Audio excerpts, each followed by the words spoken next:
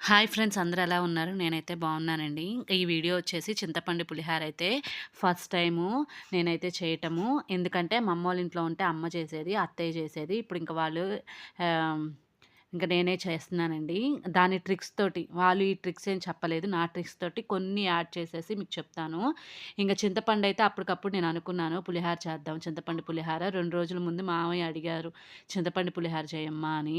అందుకని సరేలని ఇంక అప్పటికప్పుడైతే అనుకున్నానండి. ఇంకా నానబెట్టేసరికి లేట్ అవుతది. పిల్లలొచ్చేసరికి లేట్ అయిద్దని నాకు ఇంకా ఇంట్లో ఉన్నది 75 గ్రాముల దాకా ఉజ్జాయింపునుందండి. ఇంకా అదైతే తీసి కొద్దిగా అయితే వేడి చేశానండి. వేడి చేసేస్తే ఆ పల్ప్ అనేది ఈజీగా వచ్చేసిద్ది. నానపెట్టే అవసరం లేదండి చింతపండు.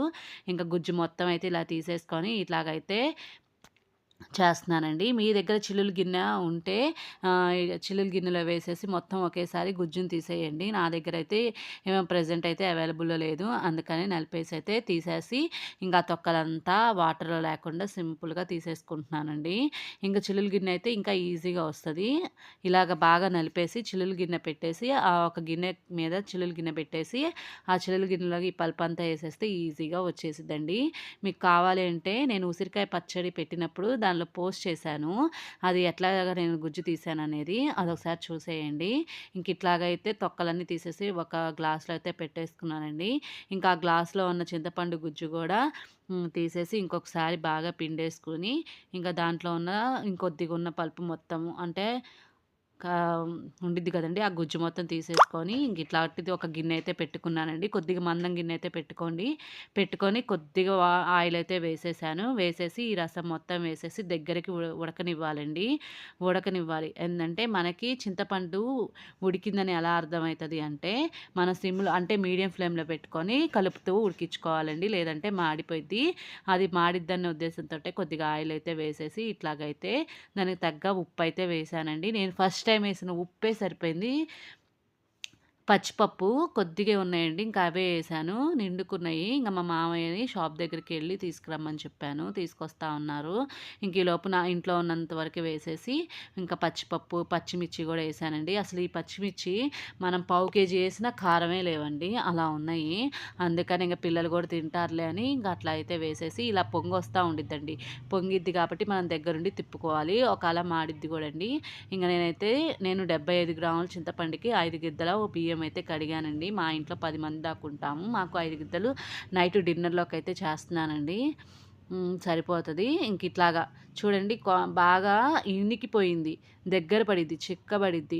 మీకిది ఎలా ఉడికిందంటే ఇట్లా బుడకలు బుడకలుగా వస్తా ఉండిద్ది. అట్ ది సేమ్ టైమ్ ఇల్లంతా చింతపండు పులిహార స్మెల్లే వచ్చిద్దండి. అలా వచ్చినప్పుడు దింపేసుకోవటమే. ఇదైతే బాగా దగ్గర పడి బాగా ఉడికిపోయిందండి. ఇంకా ఉడిపోయిన తర్వాత పసుపయితే వేస్తున్నాను. ఇంకా మనం అన్నంలో వేస్తే ఎక్కువ కలిసేటప్పుడు ఒకటి పచ్చగా, ఒకటి తెల్లగా ఉండిద్దండి. ఇట్లానే పులుసులో ఏసి కలిపేసుకుంటే అన్నంలో కలిపేటప్పుడు ఇంక పసుపేయాల్సిన అవసరమే లేదు. మొత్తం అన్నం మొత్తం ఇంకా కలిసిపోయిద్దనమాట పులుసుతో సహా. మనం పొద్దుగూకులు అన్నాన్ని గూడా కలిపే అవసరం ఉండదండి. ఇంకా అన్నం అయితే మగ్గిపోయింది. ఎమ్మటనే ఒక బొచ్చులోకైతే తీసేసుకుంటున్నాను. కొద్దిగా ఆరిన తర్వాత తీసుకుంటే ఉండలు ఉండలుగా ఉండిద్ది. ఇలానే బొచ్చులోకి తీసేసుకొని ఫ్యాన్ కింద ఒక 10 నిమిషాలు, ఒక 20 నిమిషాలు మనము ఆరబెట్టుకోవాలండి. ఆరబెడితేనే ముద్దగా కాకుండా మెతుకులాగా వచ్చిద్దనమాట. ఇట్లాగా పెట్టేసుకొని నేనైతే పైది ఆరింది గదా! కిందది గూడా తీసి ఆరబెడుతున్నాను. దీంట్లోకి మనం పోపయితే పెట్టుకుందామండి. పెట్టుకోండి. మీ దగ్గర కరివేపాకు, కొత్తిమీర ఉన్నా గాని వేసుకోండి. నా దగ్గర కరివేపాకయితే లేదు. ఇది పల్లెటూరు తెప్పియటానికి కూడా లేదండి. అది పాపం అంతకి ఒక షాప్‌లో అయితే ఉందని చెప్తే మా మామయ్య గారెళ్లారు.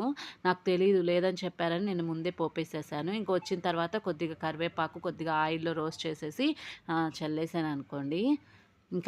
ఇట్లాగా శనగిత్తనాలయితే తీసుకొని పక్కనైతే పెట్టుకుంటున్నానండి. కలిపిన తర్వాత దాని మీద గార్నిష్ చేస్తాను. మొత్తంలో వేస్తే మెత్తబడిపోయి తినబుద్ధి కాదనమాట పులిహోర అనేది. ఇప్పుడైతే పచ్చిపప్పు, ఆవాలు, మినపప్పు అవన్నీ అయితే వేసేసి పోపయితే పెడుతున్నానండి. ఇంకా దీంట్లోకి కొద్దిగా నాకెందుకో ఆవాలు తక్కువైనట్టు అనిపించింది. అందుకని లైట్‌గా ఇంకొక హాఫ్ స్పూన్ అయితే వేశాను. మనకి చింతపండు పులిహోరలో ఆవాలు ఉంటేనే బావుండిద్దండి. టేస్ట్ ఎక్కువగా బావుంటది. ఇంక కరివేపాకు చెప్పాగా ఒక రెబ్బ మాత్రమే ఉంది. ఇంకా ఆ ఒక్క రెబ్బ మాత్రమే ఏశాను. మనకు కరివేపాకు ఎక్కువ ఎంత ఏసుకుంటే అంత బావుండిద్దండి పులిహోర. ఇంక పచ్చిమిర్చి అయితే కారం అనిపియలేదు. అందుకని ఇంక 4, 5 కాయలైతే కోసేసి ఇట్లా వేశానండి. అసలు ఇంక అన్ని వేసినా గానీ పిల్లలు కారం అనకుండా ఇంకా ఈ చింతపండు పులిహోర నేనసలు చేయలేదండి. ఇంక చేసేసరికి అందరూ ఇష్టంగా తిన్నారు. అది గాక నేను ఆయిల్ చాలా తక్కువేస్తాను. ఆయిల్ గూడా చాలా తక్కువ ఉండటం వల్ల పిల్లలు ఇష్టంగా తిన్నారండి. ఇంక ఈ పోపు మొత్తం ఇందాక మనం పులుసు పెట్టుకున్నాం గదండీ! అది కట్టేసాం గదా! దాంట్లోకైతే వేసేసుకొని శుభ్రంగా కలిపేసుకొని ఇంకా అన్నం అయితే ఆరింది గదా! ఇంక ఇది గూడా వేసేసి కలిపేస్తున్నానండి. ఇది కాలుదులే అనుకోని ఫస్ట్ నేను చెయ్యి బెట్టి కలుపుదాం అనుకున్నానండి. అడుగున అన్నం మధ్యలో గూడా ఆరలేదు. పైన గూడా ఇది పులుసు గూడా కొద్దిగా లైట్ వెచ్చగా ఉందండి. ఆపేసిన తర్వాత, పోపేసిన తర్వాత ఒక 10 నిమిషాలు ఫ్యాన్ కింద ఉంచేసి నేను కలుపుతున్నాను. ఇంగా మనము హస్తంతో కలిపేదానికి, చేత్తో కలిపేదానికి తేడా ఉండిద్దని చేయి పెడదాం అనుకున్నాను. కానీ ఇంక నా వల్ల కాలేదు. ఇంగా సరే అని కాసేపు ఆగుదామా అంటే అప్పటికే పిల్లలొచ్చేసి గోల గోల జేస్తున్నారండి. అంటే తినటానికి గాదు. బయట వెళ్ళి ఆ లాలీపాప్‌లు అవన్నీ తెచ్చుకుంటున్నారు. సరే ఇంక ఇదైతే తొందరగా కలిపేసి ఇదే పెట్టేద్దాంలే అని ఇంక కలిపేస్తున్నానండి. చూడండి నేను ఇంక దీంట్లో పసుపు వేయలేదు, ఏమేయలేదు. కరివేపాకు కూడా చాలలేదు. ఇంక తర్వాత తెచ్చారులేండి. తెచ్చిన తర్వాత కొద్దిగా ఆయిల్ వేసేసి, రోస్ట్ చేసేసి కొద్దిగా ఆయిల్ లేకుండా కరివేపాకయితే వేశాను. ఆయిల్ అయితే ఇంక వేయలేదనమాట. నేను వేసిన ఆయిల్ సరిపోయిందండి. నేను శనగిత్తనాలు వేసిన తర్వాత కూడా కొద్దిగా ఆయిల్ తీసేసి వేశాననమాట. ఆయిల్ లేకుండా చేశావు బావుందని మా మామయ్య అయితే మెచ్చుకున్నారనమాట. ఒక ముద్ద మనం చేసినది మనం ఇంత కష్టపడి చేసినప్పుడు వాళ్ళు బాగా తృప్తిగా తింటేనే మంచిగా మనకు హ్యాపీగా ఉండిద్ది. ఇంకొకసారి చేయాలని ఇంట్రెస్ట్ ఉండిద్ది కదండీ! నా ఛానల్ నచ్చితే సబ్స్క్రైబ్ చేసుకోండి. పక్కనే ఉన్న బెల్ ఐకాన్‌ని ట్యాప్ చేయండి.